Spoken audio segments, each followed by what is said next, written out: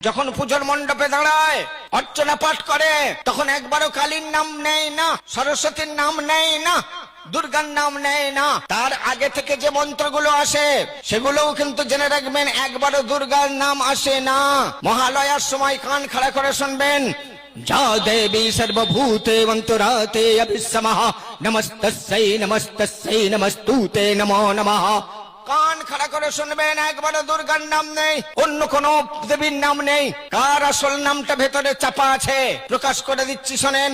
মুসলমান যেমন আল্লাহ বলে আল্লাহ, কুল বলে দাও আল্লাহু আহাদ, আল্লাহ এক। হিন্দু ভাইও বলে সেই আল্লাহ এক। অল্লং জ্যৈষ্ঠং শ্রেষ্ঠং পরমং পূর্ণং ব্রহ্মাণ ওয়াল্লম আল্লাহ রাসূল মুহাম্মদ আকবর সাল্লাল্লাহু আলাইহি আদাল্লা বুকমে কাকাম ওয়াল্লা বুকনি খাতকাম।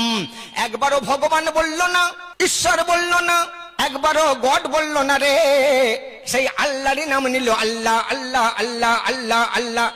এবার আল্লাহ বড়, অল্লং মানে আল্লাহ, জ্যৈষ্ঠং মানে বড়, শ্রেষ্ঠং মানে শ্রেষ্ঠ, পরমং মানে পরম, পূর্ণাং মানে সম্পূর্ণ, অল্লম মানে সেই আল্লাহ।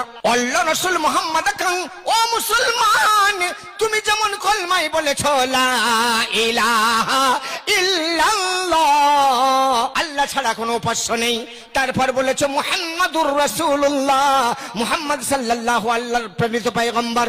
অনুরূপ হিন্দু ভাইও বলছেন ওয়াল্লং মানে আল্লাহ, জ্যৈষ্ঠং মানে বড়, শ্রেষ্ঠং মানে শ্রেষ্ঠ, পরমং মানে পরম, পূর্ণাং মানে সম্পূর্ণ, অল্লম সেই আল্লাহ। তারপরে বলছেন আল্লাহ রসুল মুহাম্মদ খান, আল্লাহর রসুল হলেন মুহাম্মদ, বরস আল্লাহ আলম কুল কায়নার জন্য, সমূহ সৃষ্টি জগতের জন্য। কোন মুহাম্মদ রে? হিন্দু ভাইদের যে বেদ এসেছে সনাতন ধর্মাবলম্বীদের জন্য, ওই বেদের মধ্যে লেখা আছে আদাল্লা বুক মে কাকাম, তিনি আব্দুল্লাহর বুকের মানিক মুহাম্মদ, আল্লাহ বুকনি খাতকাম, তিনি ছাড়া কেউ যদি নবীর দাবি করে আমরা ব্রাহ্মণরা তাদের নিপাত করিব। তাহলে হিন্দু ভাইও কলমা পড়েছে, কেন তাকে কোলের উপর বসাবো না? কেন সেই সনাতন ধর্মাবলম্বী বন্ধুকে আমার মাথার উপরে জায়গা দেব না? সে যে আমার ভাই গো, আমি যা করি সেও তাই করে, আমি মসজিদে গিয়ে যা বলি সেও মন্দিরে গিয়ে তাই বলে।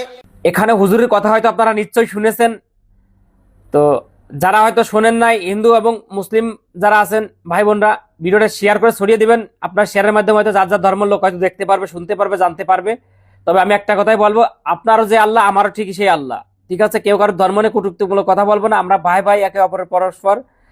কি বলছে কথা বুঝতে পারছেন? হুজুর এভাবেই বলতে চাইছে। তো যাই হোক, আমরা কেউ কারোর প্রতি কোনো হিংসা রাখবো না, ঠিক আছে? এতটুকু আমি বলতে পারি, আর কিছু বলতে পারলাম না। ভালো থাকবেন, সুস্থ থাকবেন, ভিডিওটা একটু শেয়ার করে ছড়িয়ে দেবেন।